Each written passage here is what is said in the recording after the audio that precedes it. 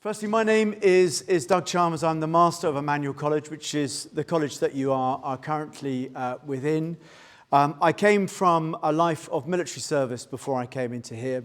And therefore I grew up actually reading many of the books and many of the texts, which is why it's such a privilege for me to actually meet you in person. And in my new world, listen to some of the themes of what you're going to be talking about as we go forward.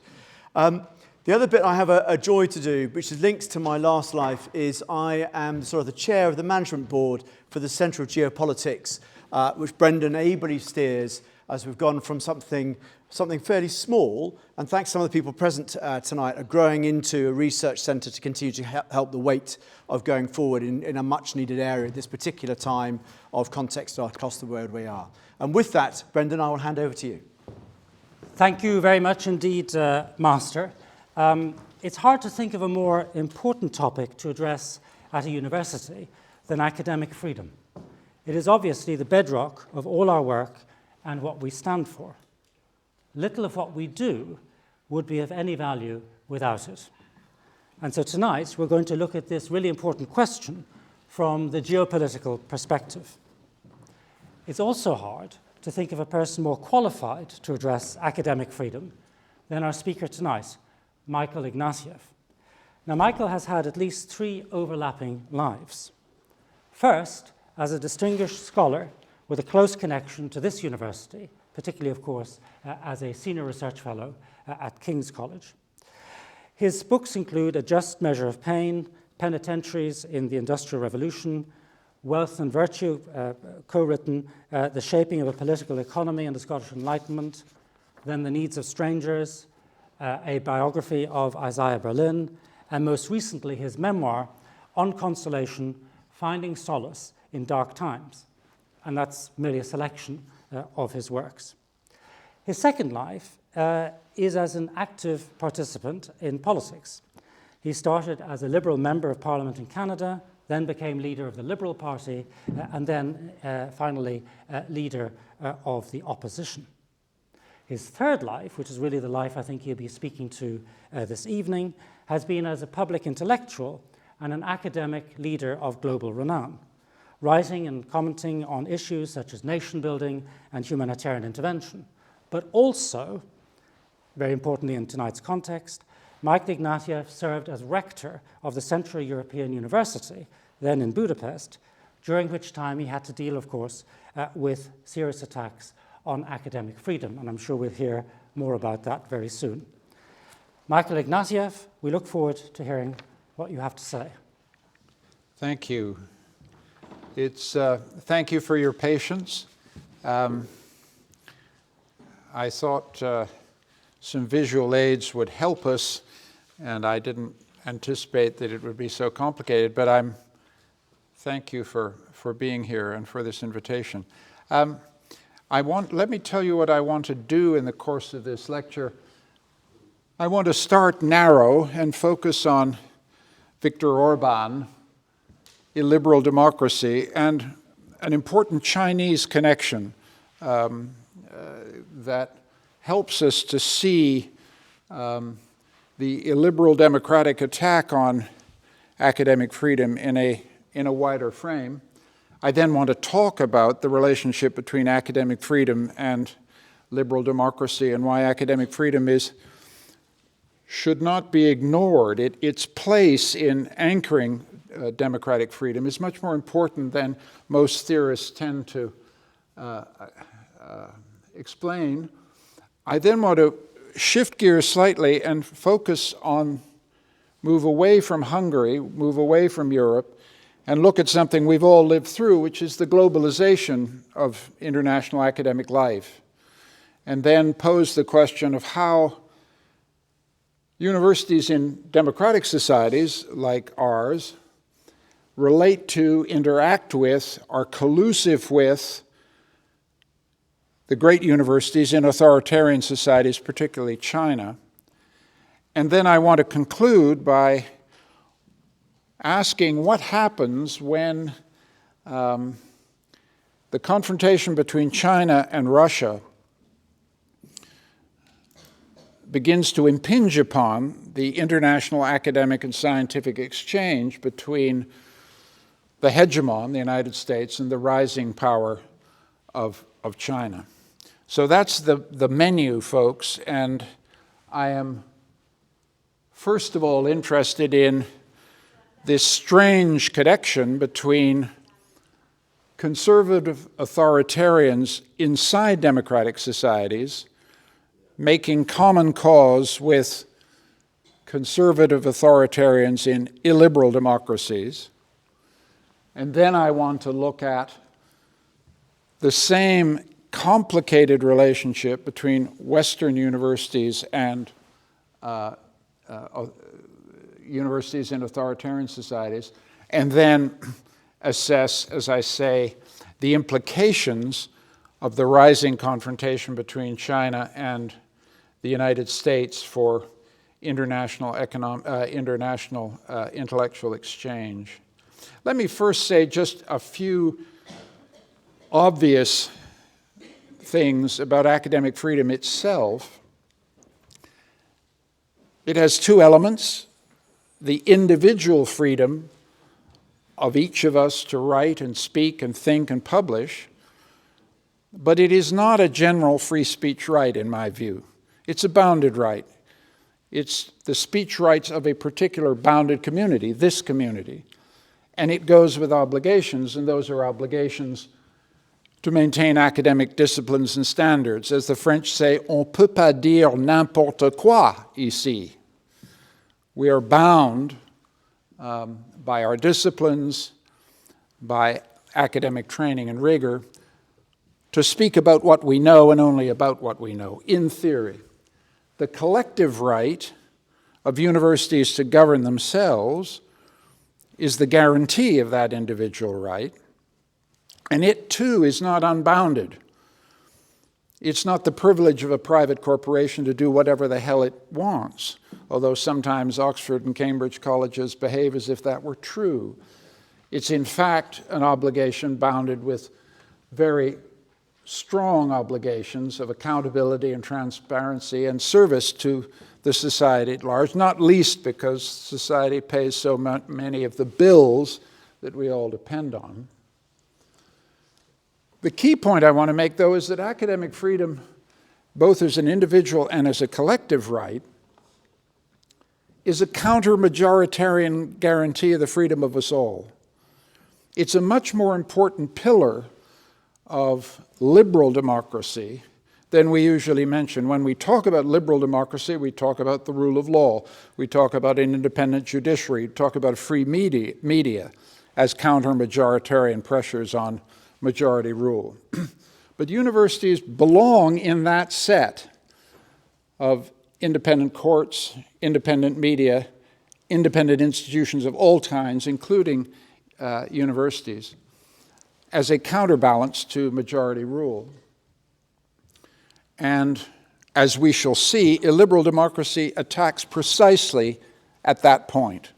It attacks all the counterbalancing institutions that define liberal democracy. Liberal democracy is power checking power to keep the people free. That's how I understand liberal democracy. And without the power checking power, democracy can tilt into majoritarian tyranny. And the specific role that academic freedom performs in our societies is increasingly important, which is curating and validating the knowledge and the information that society as a whole uses to make its public choices. And this role, the validation and curation function, gives universities enormous power, and it's precisely because universities' enormous power that they've come under attack. So that's what I mean by academic freedom, and that's how I see its relation to liberal democracy. Let's now jump to Hungary. Oh, don't die on me. Don't. This is a demonstration, one of the most extraordinary days of my own life, It's a demonstration in front of the Hungarian parliament on the 21st of May 2017 when 80,000 people marched through the streets of Budapest chanting, "Free universities in a free society." Universities should not and do not organize demonstrations in their defense. These folks just showed up. And they showed up because Central European University was essentially outlawed by a legislative act about a month previously. And people of Budapest flowed into Parliament Square to protest what they correctly understood, not as an attack on a particular American accredited institution that happened to be in Budapest, but an attack on their democracy. They saw a link here that can't be emphasized enough.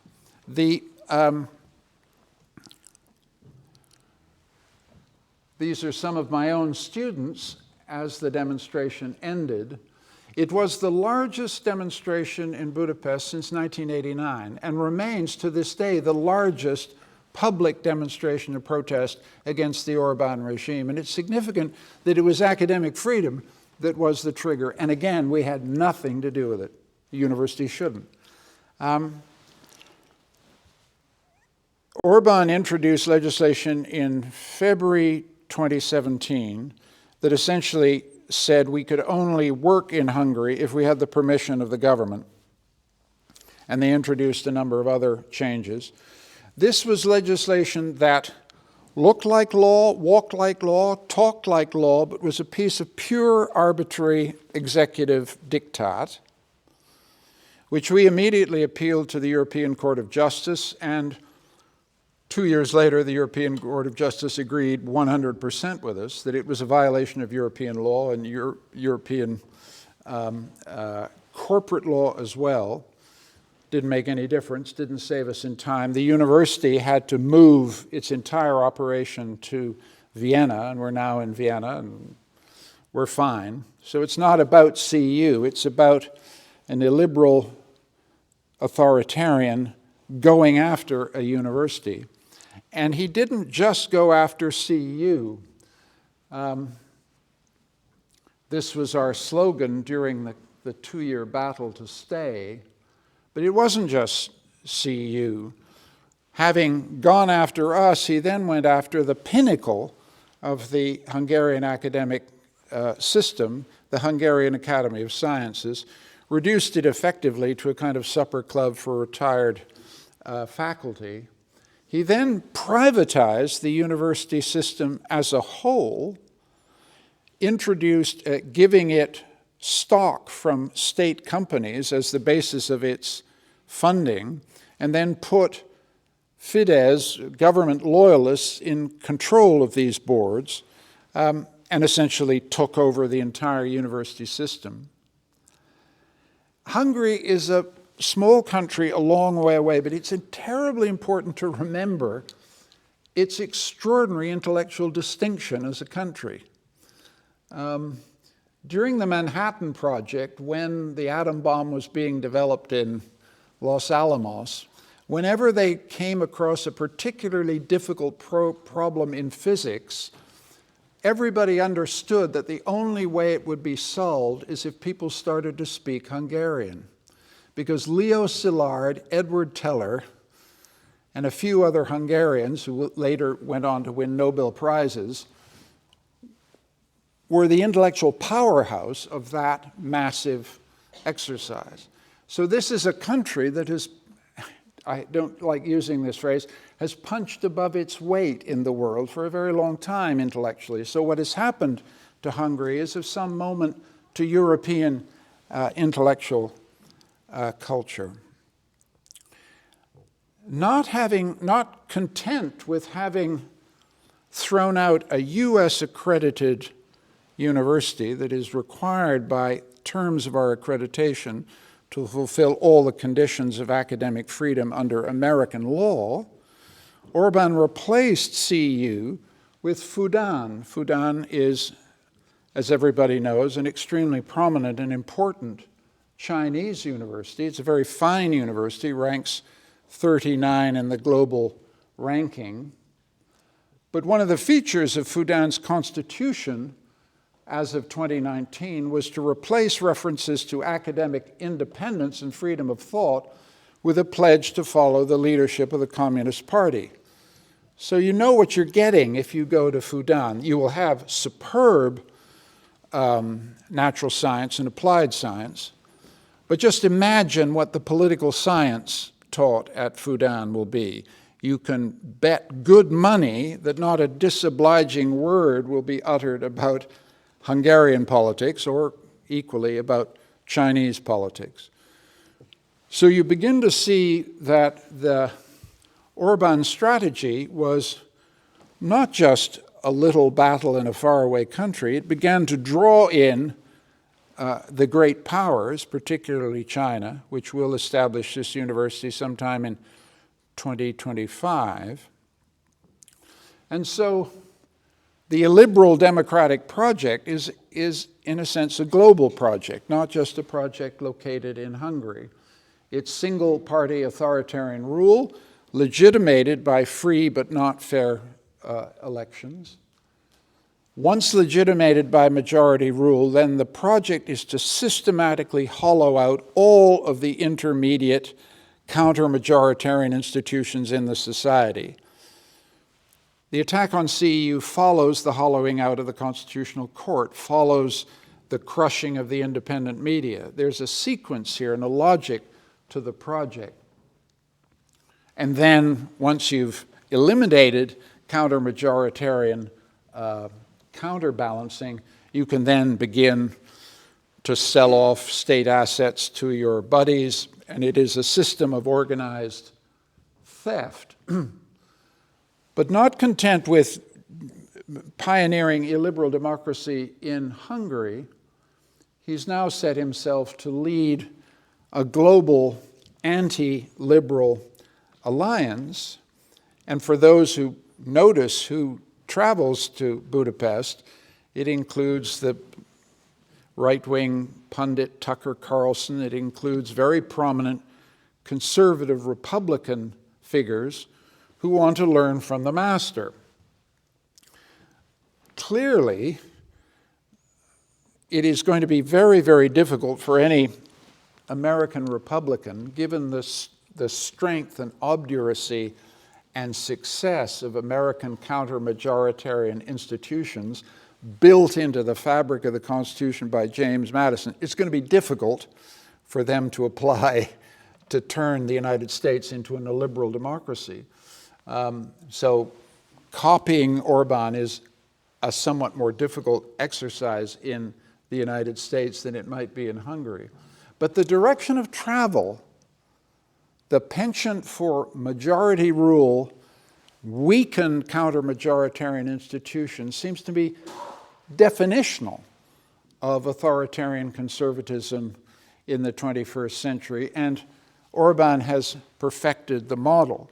And he has many emulators. As you know, the Republican governor of Florida has also focused very centrally on university governance as the chief way to differentiate himself and build a political platform in the United States.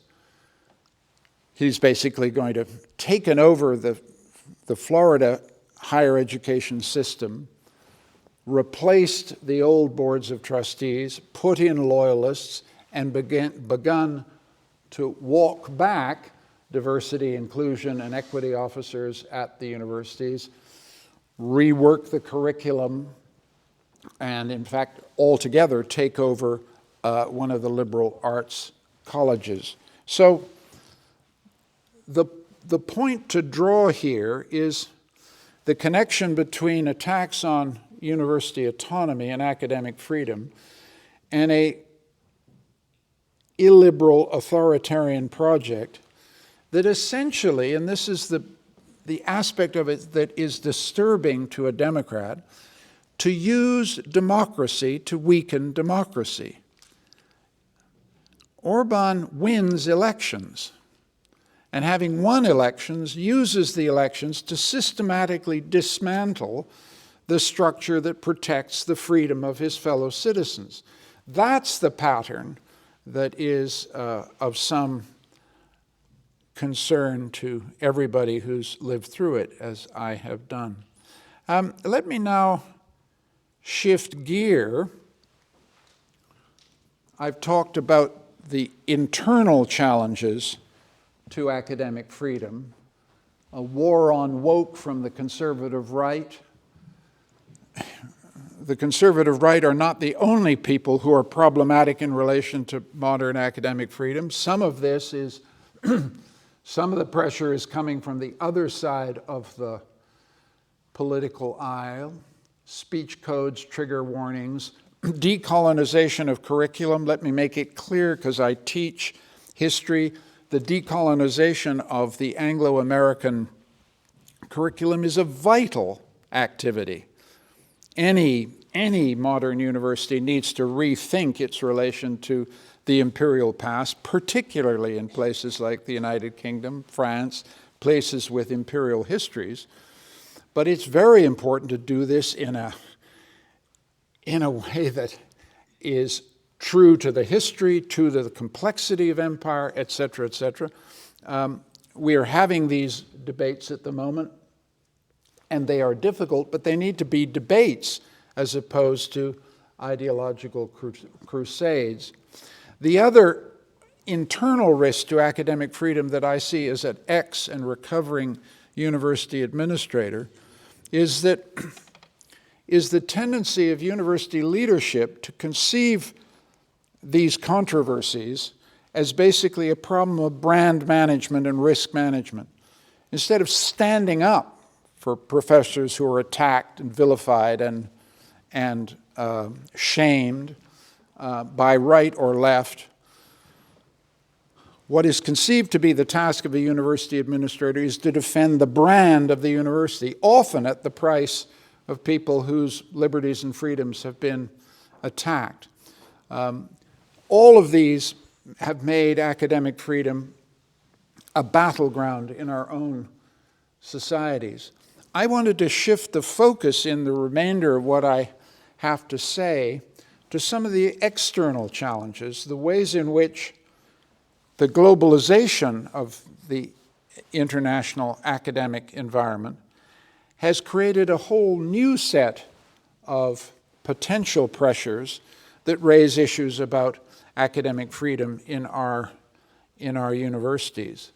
And those I summarize here as our increasing fiscal dependence on authoritarian partners, the self-censorship that we pursue when we engage in authoritarian partnerships, and something we don't talk about very much at all, which is authoritarian invigilation of foreign students when they're with us, which is a serious matter.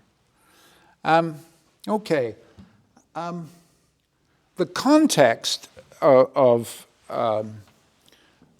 my focus on the international and external academic context in which we discuss academic freedom are phenomena that you all know very well and have been a pretty wonderful thing. If you've been in universities as I have the last 50 years, I look at this audience and I see it reflects what I'm talking about. We are among the most globalized and internationalized institutions in the world, and it's pretty fabulous. At CEU, I teach students from 120 countries. The great thing about teaching in that kind of room is there's no we in the room. You can't make any presumption that we think X or we believe Y.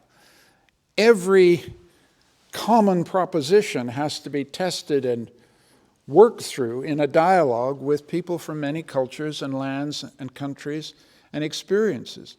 And that's, I think, transformed the teaching of many of us who've been lucky enough to experience globalization. Nothing I'm about to say is designed to weaken my enthusiasm for being as global as we've become, but there are costs. We are recruiting students from around the world. We're recruiting faculty from around the world. Particular areas where concerns begin to emerge is the establishment of branch campuses in China, in Vietnam, in the Gulf states, in Singapore. Another area that has been much discussed in the United Kingdom is the dependence of the UK academic system on fees from Chinese students and students from non-EU countries, the internationalization of student mobility and exchange, but critically, in the last 20 years, the emergence of China as an educational superpower, namely the emergence of universities that are in the top 20 in quality and research performance in the world, and huge inflows of Chinese students to the United Kingdom, Canada, Australia, and above all, the United States. You're familiar with all these facts, so I can go very quickly, but just notice the huge number of Chinese students coming into the UK, 143,000, by far the largest.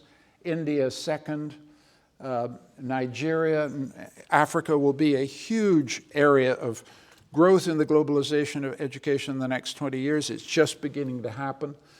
These flows are larger than those from Europe, now larger than those from the United States. That's changing our institutions, in my view, for the better, but it has certain costs that we have to understand.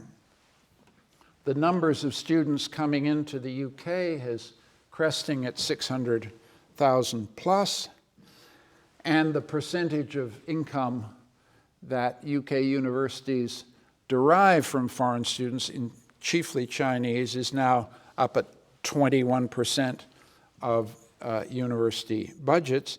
The same phenomenon in the United States.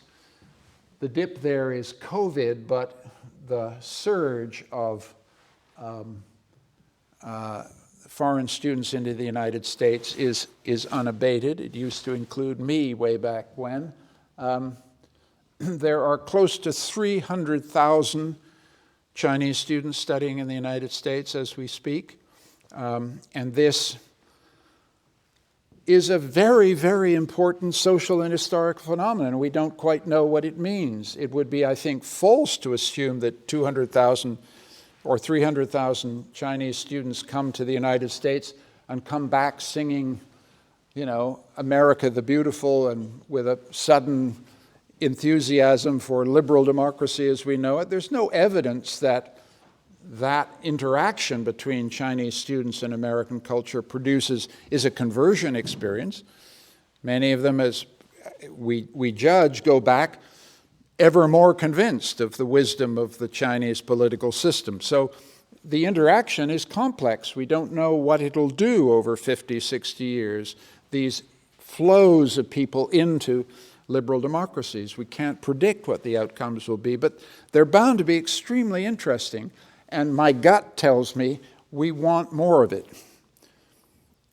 The world is safer if people have studied with each other, is my sentimental, simple-minded view of where I come down here. But regulating the academic freedom challenges that arise from this seems to me to be worth thinking about. What are these issues? When Western universities establish campuses overseas, we do need to ask whether the campuses they establish in Abu Dhabi or in Beijing or in Singapore or in Ho Chi Minh City are able to give to those students a full, complete experience of academic freedom. If you're in Abu Dhabi, do you get a political science that talks about authoritarianism in the Middle East? Yes or no?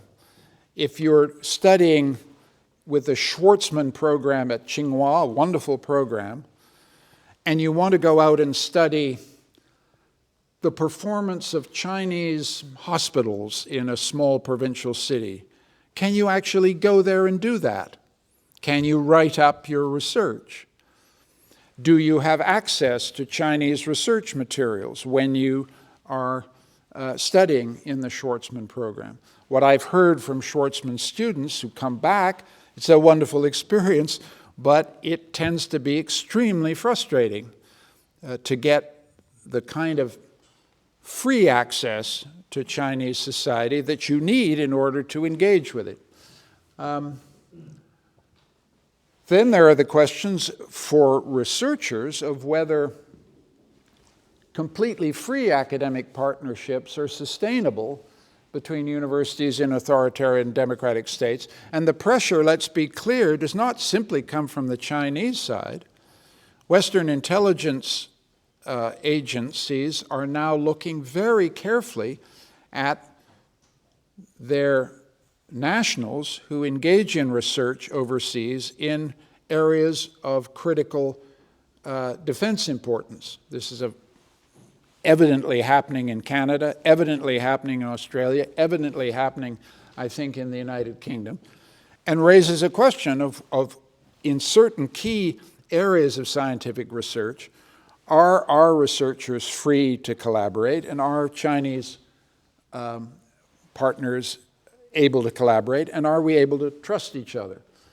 And then the final point, are students from authoritarian countries free of invigilation by their governments when they study in Western universities?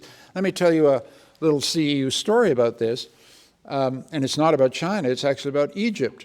I had a wonderful anthropology student in our university from Egypt who said a number of disobliging things about the Sisi government on his Facebook page while studying in Vienna.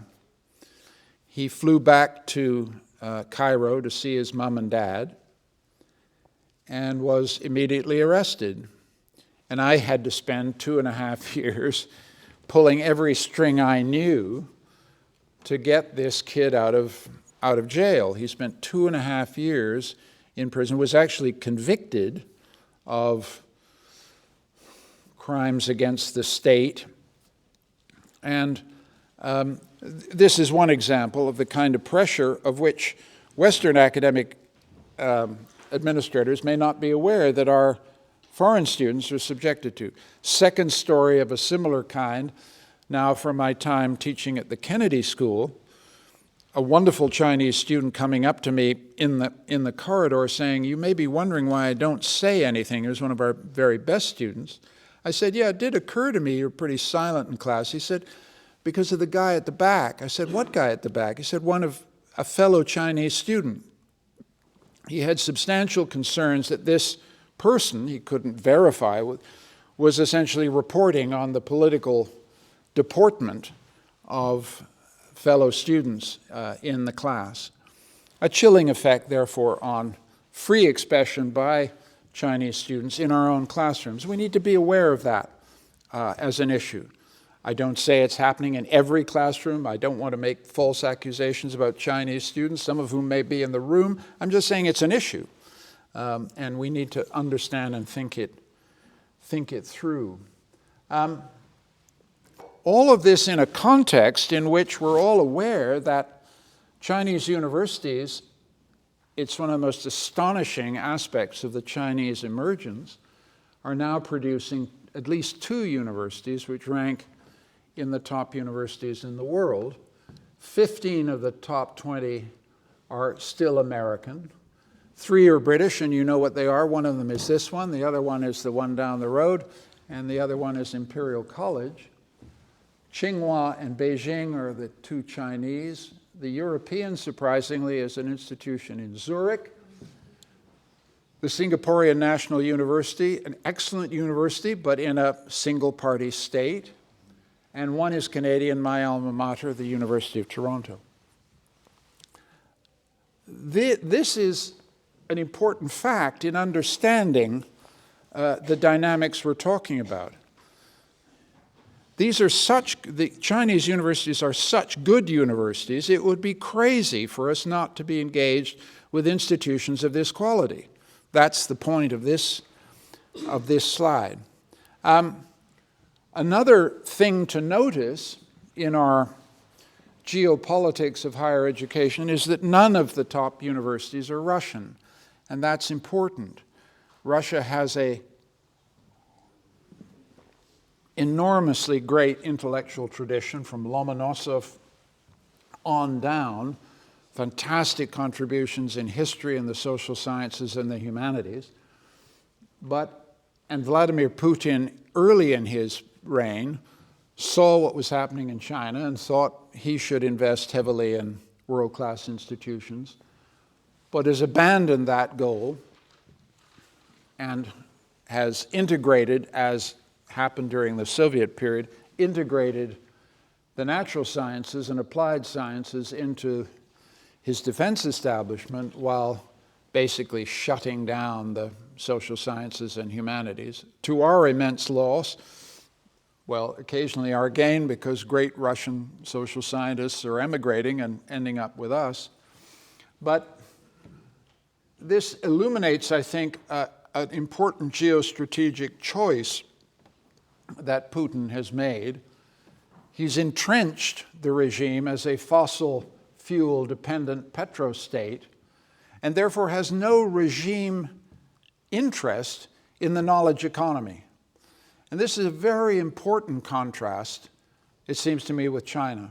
Two authoritarian regimes dealing with globalization in very different ways, and doing so before the invasion of Ukraine. But the invasion of Ukraine essentially confirms this existential choice.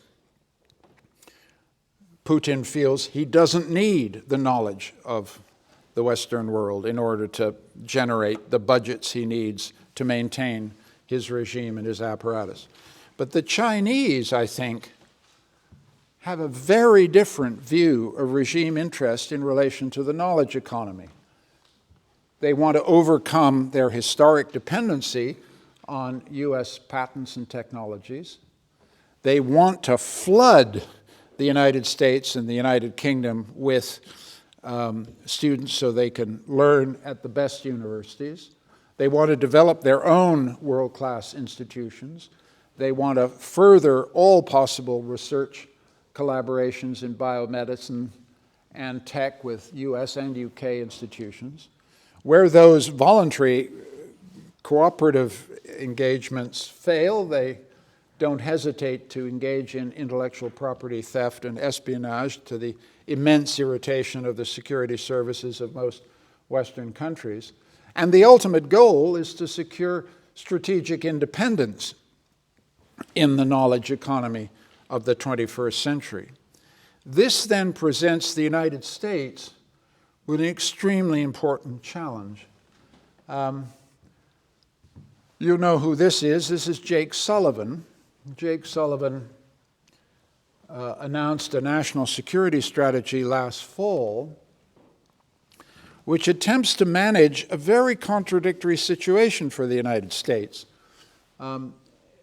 US and China are their own largest trading partners, so there's a deep objective interest in not cutting off connection, maintaining and sustaining connection, particularly in the knowledge industries. They are each other's major partners in research. Huge numbers of Chinese are playing important roles in American universities in places like Caltech and MIT. But in critical areas of dual-use technologies and non-dual-use technologies where the United States feels an economic advantage is crucial to its own survival as a knowledge economy state, the US is moving to impose new restrictions. And the strategy is called small yard, high fence. The idea is we want to have a full range of collaboration across the range of the knowledge economy, but there's a small yard where we want to put in very, very high fences to prevent loss of information and IP. The question, though, is how small is the yard and how high is the fence? And we're about to find out. This is, in some ways, one of the critical areas of American national security policy. And there are sides of the United States government that are extremely concerned that Chinese theft of IP and Chinese development of IP is the greatest long-term threat to our nation's information and intellectual property and economic vitality. This is pitching the stakes very high. I don't assume that the FBI defines American national security policy, but you'd be foolish not to listen to a voice as influential as that at the highest levels. In passing, it's worth pointing out that this is not a return to the Cold War. This is the National Security Directive on intellectual property sharing under the Reagan administration. It is the policy of this administration that to the maximum extent possible, the products of fundamental research remain unrestricted, even in the Soviet period. Free exchange of intellectual property is good for everybody, was the Reagan policy. And we seem to have, and many current critics of the current Biden administration are saying, are you going back on where Reagan got us to in the 1980s? Obviously, and very quickly, other countries are joining in: Canada, Australia, Sweden, Netherlands. The Confucian Institutes, which I haven't mentioned, are being thrown out of many countries as being simple instruments of the Chinese Communist Party. Universities are now responding to this challenge. MIT has a huge portfolio of research and student exchange, and they have committed not to engage in collaborative activities that compromise the integrity or objectivity of our academic work, not engage in research collaborations that might help foreign governments use advanced technologies, not accommodate attempts by prospective partners to exclude people from participation in activities based on nationality, race, gender, and ethnicity. You know, this is a regime that has sat on the Uyghurs. I mean, so it's a very salient concern, and not engage in collaborations that might contribute to human rights abuses by foreign governments. How a great international university like Cambridge and MIT thread the needle between engagement and these obligations of prudence is one of the chief challenges of university leadership in the 21st century. Cambridge, as you know, has put out a policy that says we're going to protect our people, we're going to defend academic freedom, whatever that means. We're going to promote and support an academic culture of vigilance and awareness of the risks. We're going to protect the open flow of ideas, data, and other forms of intellectual property.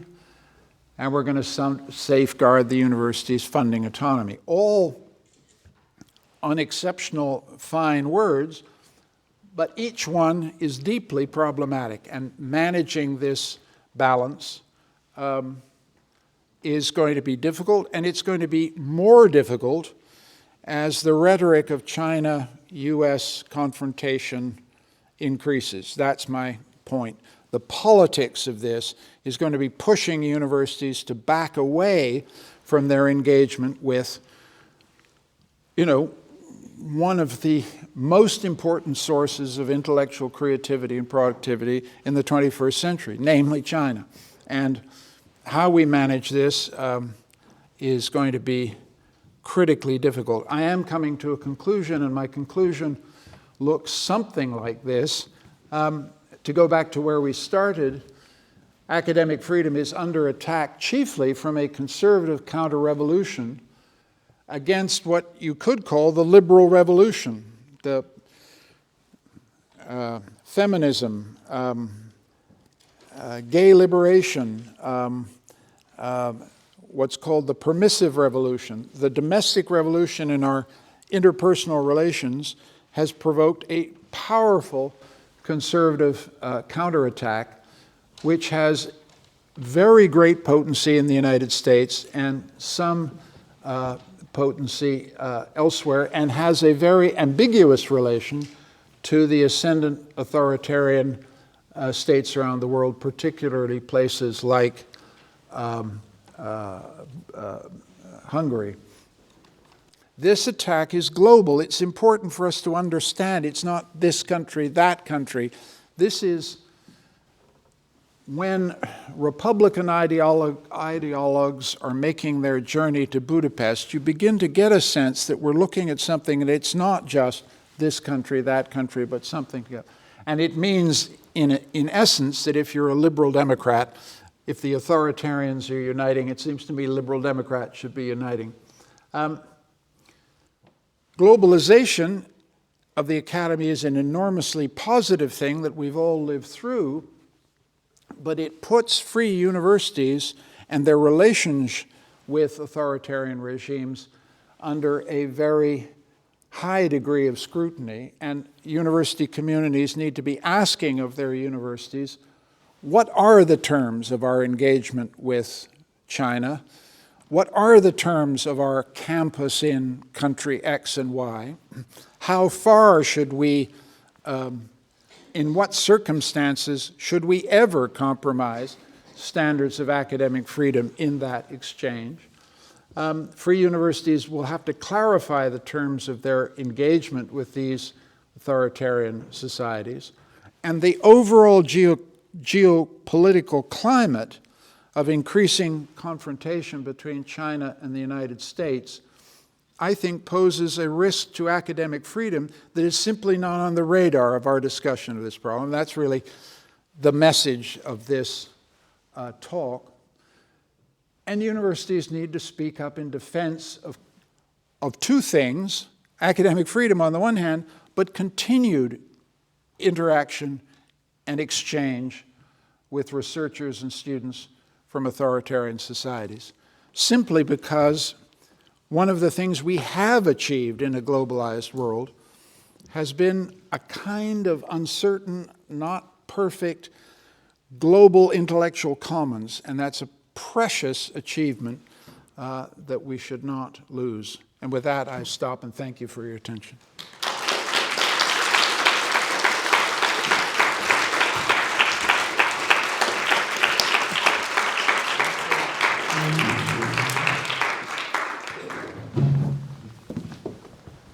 Well, thank you very much indeed for, can you all hear me?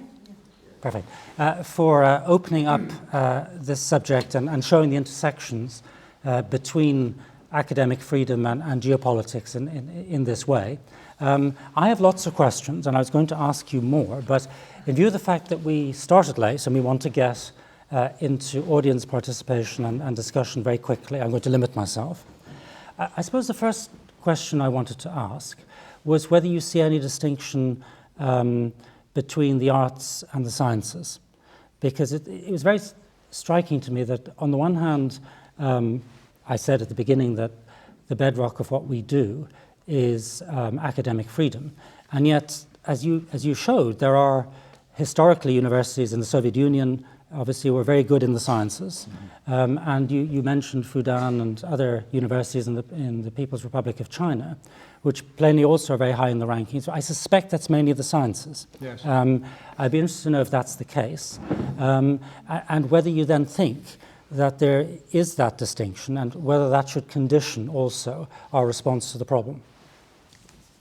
I think there's no question, like a good supervisor, you've exposed a missing piece of the discussion. I think there's no question that there's a sharp distinction between the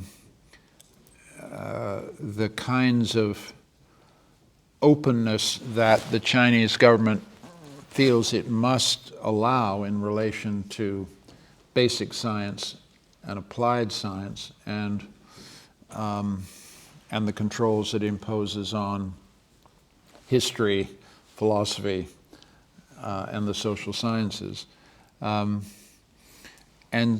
But I think it's important to reflect about what that then does to the free side.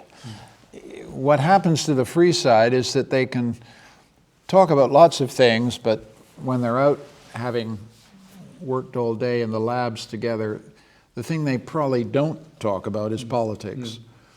You create these zones in which natural scientific exchange is possible, but social, humanistic exchange is very risky for partners in certain circumstances.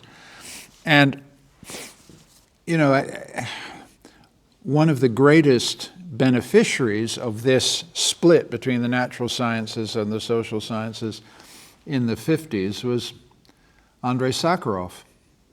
And ultimately, it was insufferable to him. He had freedom as a scientist and the privileges of freedom, and finally found himself suffocating because he was serving a society he couldn't speak about.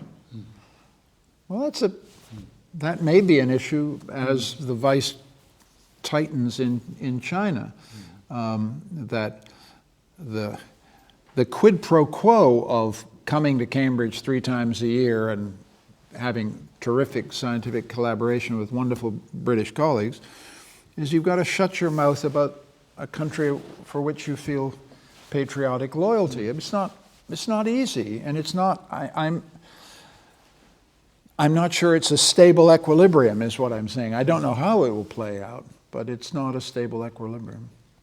So the only other question I will ask for now is whether you see a paradox between, on the one hand, as you showed, the great dependence of Western universities on international students' fee income, which is partly driven by the lack, or perceived lack anyway, of governmental support. So it's to make us independent of our own governments. Yeah. But in a sense, there's the risk of making us dependent on foreign governments. Do you sort of see a way around that? Or is that correct for start, and then? I think having run a university that was heavily dependent on a single donor, I've become a pretty strong proponent of as many pots on the stove as possible for universities, and that means private giving, fees, foreign fees, government assistance. When I think it's also significant that in my list of 20 top universities, there are not many European universities. There's some good ones, but their total dependence on government subsidy doesn't appear to have been fantastically good for their intellectual output and creativity. So let's have lots of pots on the stove, please. But if you are getting 20% of your income from China, then you have political risk, because it's entirely conceivable, if the tensions between Russia and China heat up, as they might well, imagine a military exchange over Taiwan, you're not going to see many Chinese students in the United Kingdom. So, these are trade-off issues that need to be considered. Thank you. So I'd now like to open it up for questions and discussion. If you could give your name, please, and your affiliation if you have one. Yes. President Deal, Sociology. So in the middle of your lecture here, you imply that there are 2 types of threats to academic freedom, one from what you're calling the conservative right, and the other from what people tend to call the illiberal liberalism. But the thrust of your talk is that the greater threat comes from the conservative right, and I was wondering what leads you to this conclusion. Well, because I'm a charter member of the left, that's why I'm defending my trade union. We're right and they're wrong.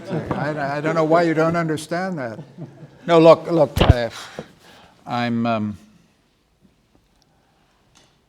tell you a personal story about this.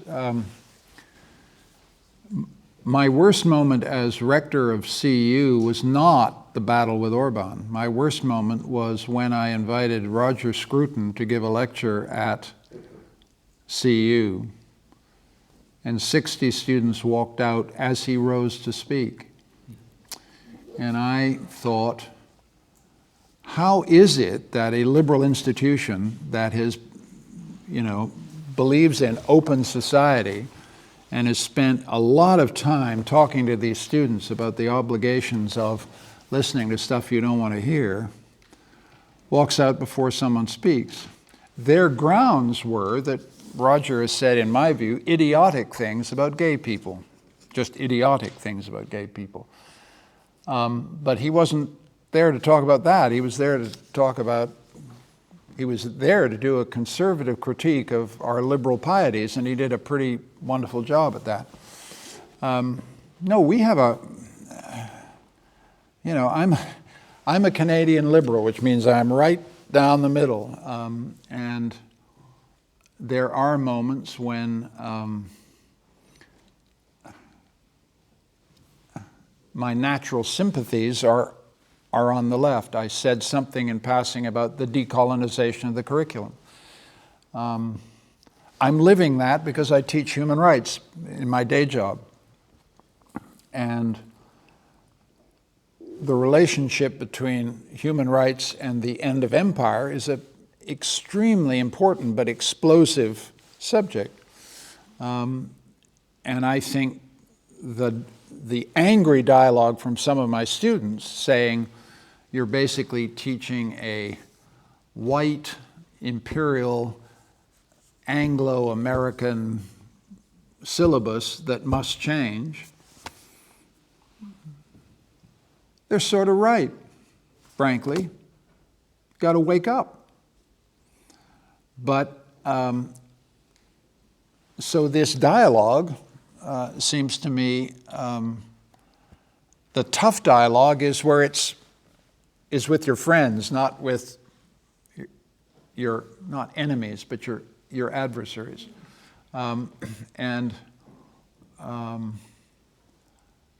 I focused on the conservative right mostly because I got kicked in the teeth by the leading attack dog of that tendency, which is Viktor Orban.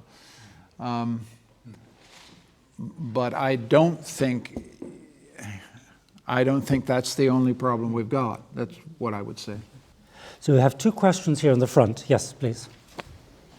Thank you. Do I need a microphone? Or can Pavel will.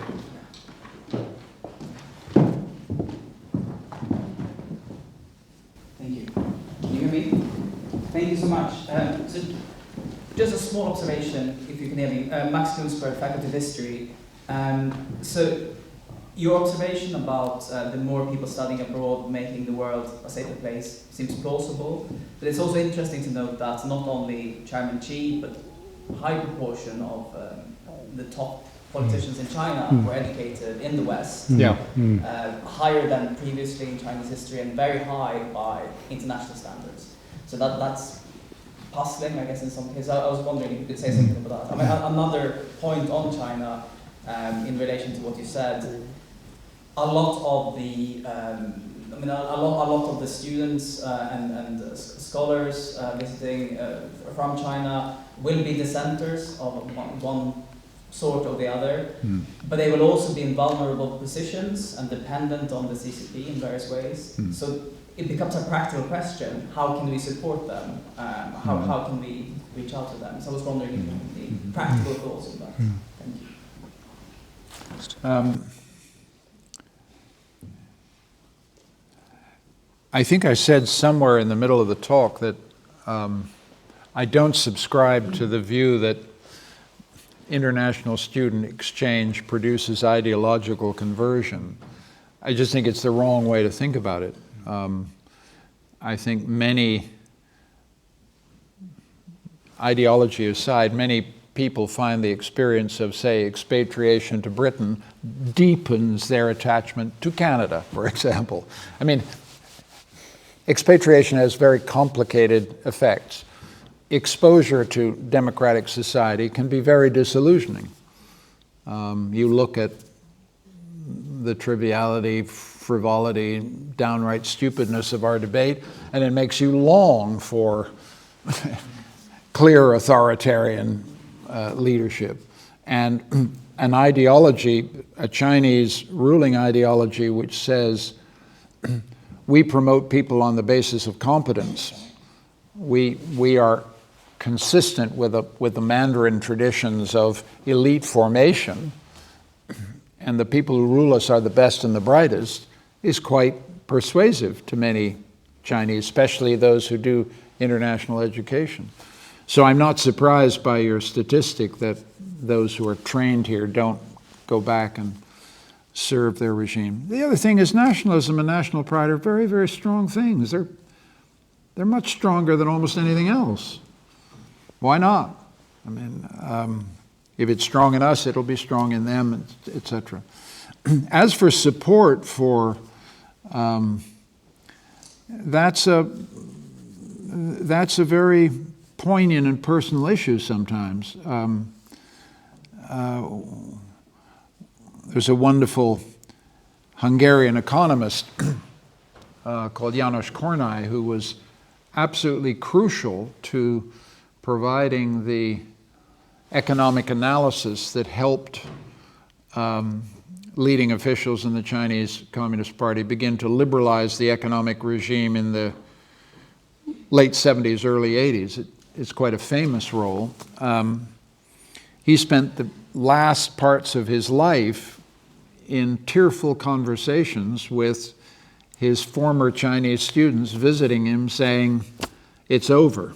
So I think to a degree that we often don't appreciate, in this regime, you live ideological tides which can be devastating to your career and to your life and to your life prospects in ways that I think are hard for us even to imagine.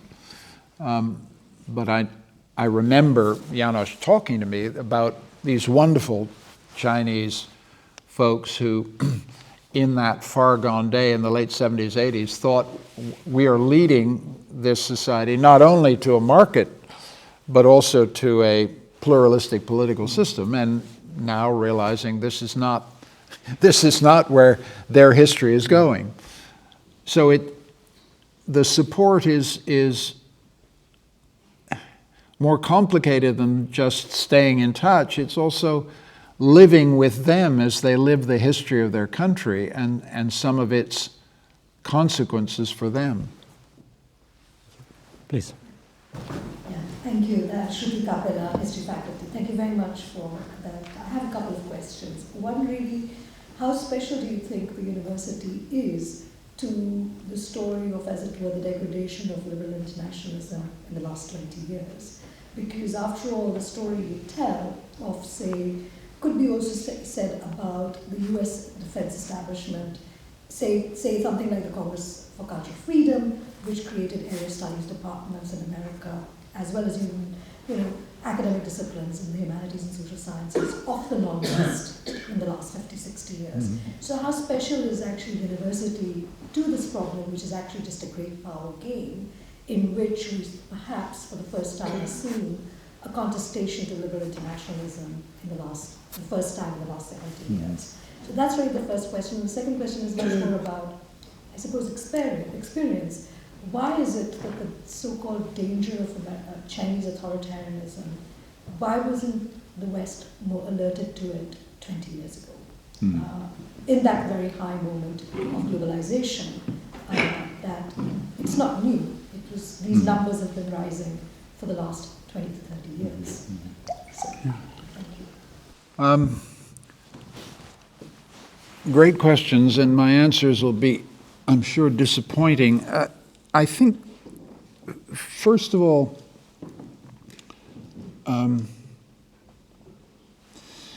the implication of your first question that I didn't like was a sense that... I'm sorry. Yeah. Is it something I said? No. It was something you said.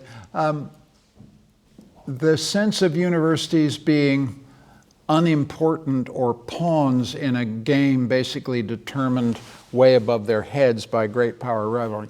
I guess the burden of my talk is is to try and get universities to re-seize their own agency. That's the point of this story. You can establish a branch campus in China or not. Many universities have not. Harvard took one look at it and said, no way, for academic freedom reasons and a bunch of other budgetary reasons, Harvard being Harvard. Yale went into Singapore and got burned and came out. Nottingham has gone into campus but to my knowledge, Cambridge does not have a branch campus so nowhere. Right. You all have to come here. Well, right.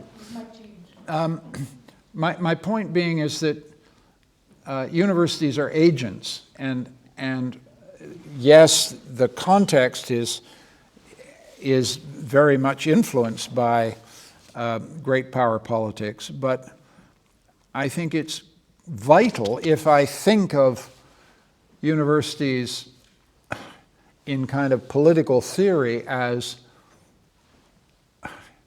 counter-majoritarian institutions in the liberal balance that keeps us free, I mean, putting it up at that level, then it's extremely important for universities to have a sense of their historic agency and philosophic agency and political agency in this context. So that's what I didn't like about your question because of its implication. The Americans did the same.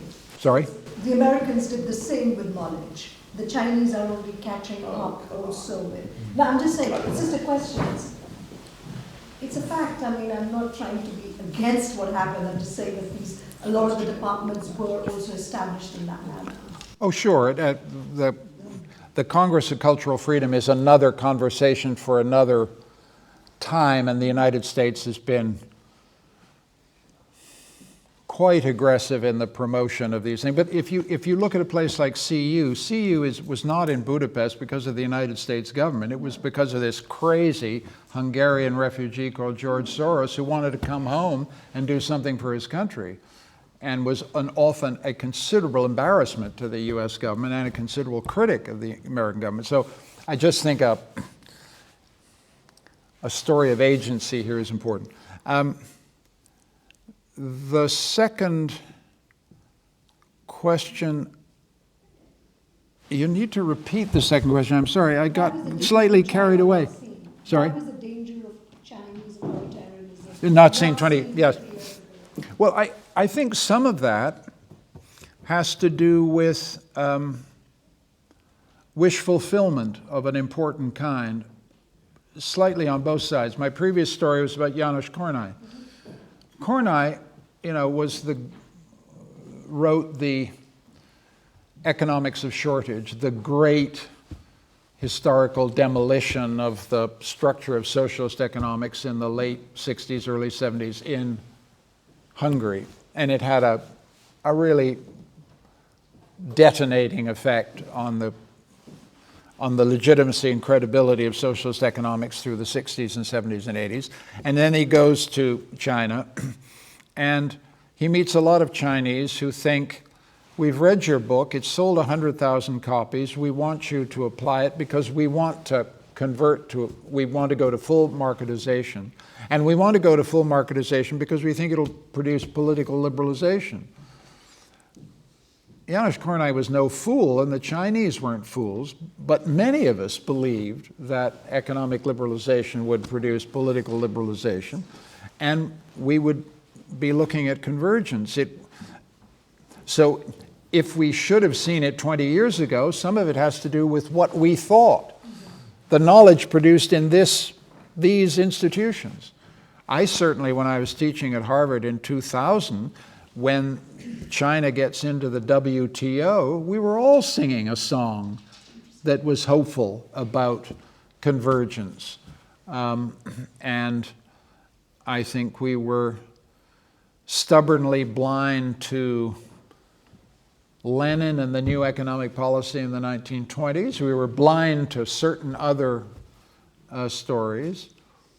We were blind to the cataclysmic effect of 1989 Tiananmen on the leadership.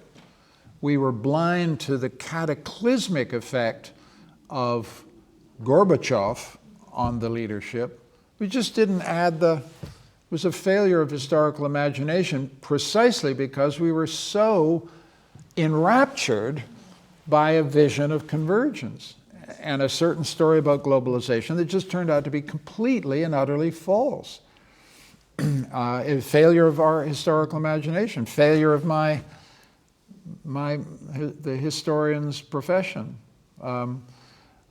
precisely because of the power of that wish. Message: don't let history be driven by what you want to have happen. Now we've got 10 minutes left. I've got a question from Matthias Hesserus and then Bill Janeway, but while those are being answered, if there are any students who have questions, please do put your hands up, and not in a great forest at 1 minute to 7, so to give us a chance to call on you if you'd like to ask a question.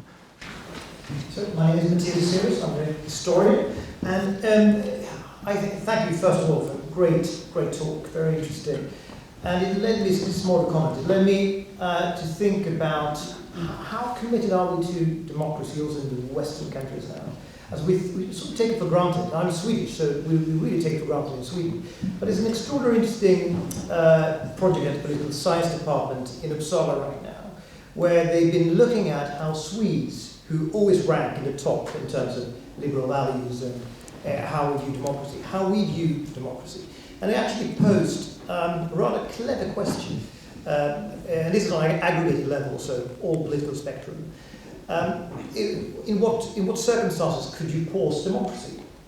And you can see that everything is sort of, from the left to right, almost considered as an existential threat. Pandemics, obviously, is like you can see a lot of people would answer that. I think it's 71%. I haven't checked the data because it's so high. So pandemics, definitely. But it also goes into a lot of other issues. So you will see, well, climate change, you have a high percentage there, but also financial crisis, 52%. Gender equality, 40.2% was to pause democracy in order to get better gender equality in Sweden. We have, obviously on the right, you have crime, 61%, pause democracy to get rid of crime.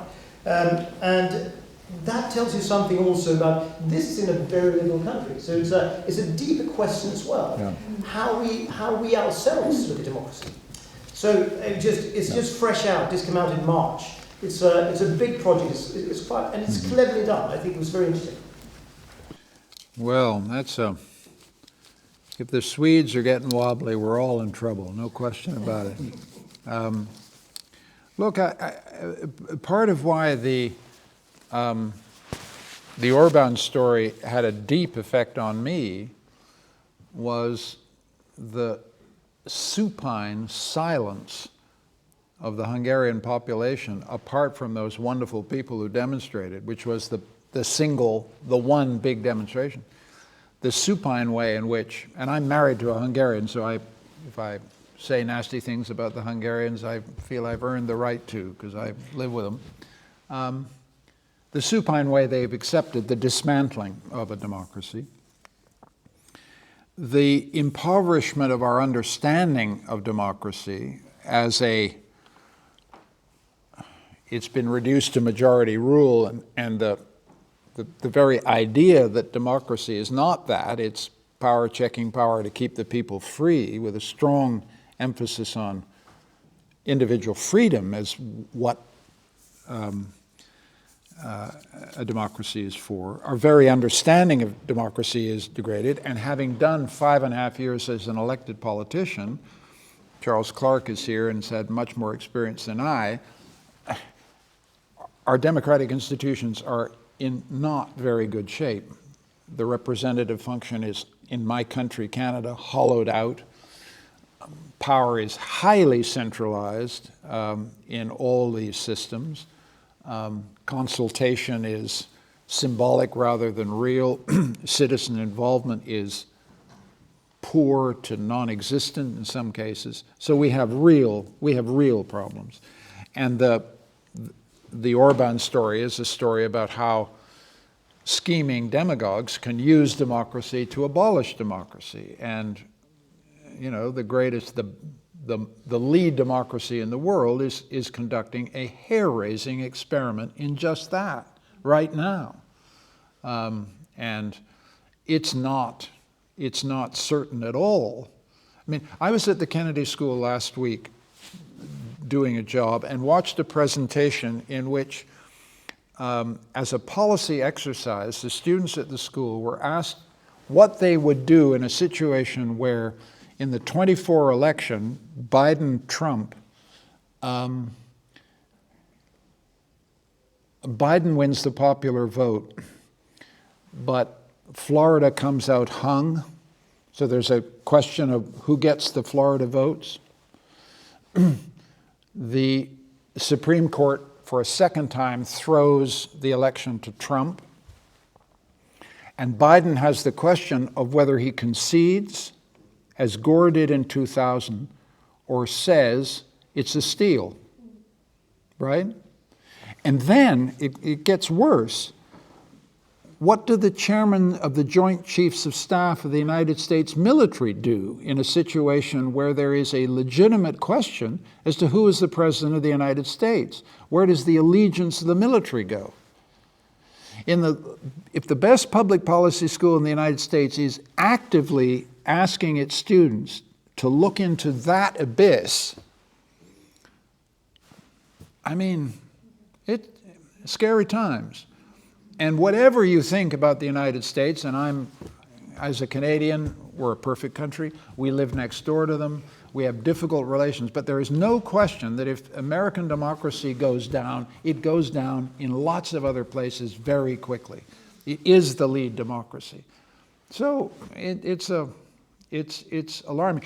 I think two final comments. I read the Swedish data you give me as saying that voters are making an instrumental judgment about democracy. It doesn't work on crime or this or that. It's inefficient, blah, blah, blah. The one thing I would also say is that democracy is not just evaluated instrumentally. The reason people love democracy and will fight for democracy is what it says about them. You matter. You count. You're not a nobody, right? Each to count for one and no one more than... If you ask me why I love democracy, it's for its symbolic address to each of us as a citizen. If you get rid of that because of its instrumental failings, I confidently predict that people will passionately miss being addressed in that symbolic way. And even the Swedes, practical instrumental as you are, will say, we're being treated like sheep suddenly. We're being treated like fools, right? The idea that authoritarianism is then stable if you suspend or replace democracy, it isn't, because if you've had a democratic experience, you liked being addressed as a somebody, as a person. I would just leave the mic to someone else. If I can comment quickly. I think you're right in the way I read that data is not that Swedes are becoming illiberal. But the interesting thing is that you can be both instrumental in your thinking and also be a sort of true Democrat at heart. So democracy is complicated in that sense. And when you ask people that question, you get them to, you see that can coexist. It doesn't mean they will want to abolish democracy, but they are not as democratic because we don't think about it every day as we might want them to. We can probably continue that discussion over dinner. The final question. I think that Professor Ignatieff, if I may refer to him in that mode, what he said in response to that excellent second question is the point at which, A, we should terminate this wonderful meeting, and I think it's time for a drink. Exactly so. So what I would like to do before we proceed in that direction is to do four things. First of all, for those of you who have not yet had your fill of geopolitics, and I hope that's all of you, you can indulge it again tomorrow when we have Arlene Foster coming to speak as a witness on the UK Union, and she'll be speaking at 7 p.m. in the Old Divinity School at St. John's. So I hope to see as many of you as possible there. Secondly, I'd like to thank General Doug very much indeed for having us here at Emma and for welcoming us. Thirdly, I'd like to thank you, the audience, for coming along, for bearing with us as we were trying to sort out the IT, and for your very interesting questions. And finally, of course, I'd like you to thank Michael Ignatieff for a lecture that really opened up this topic and provoked such an interesting discussion. We're very grateful to you indeed. Thank you so much.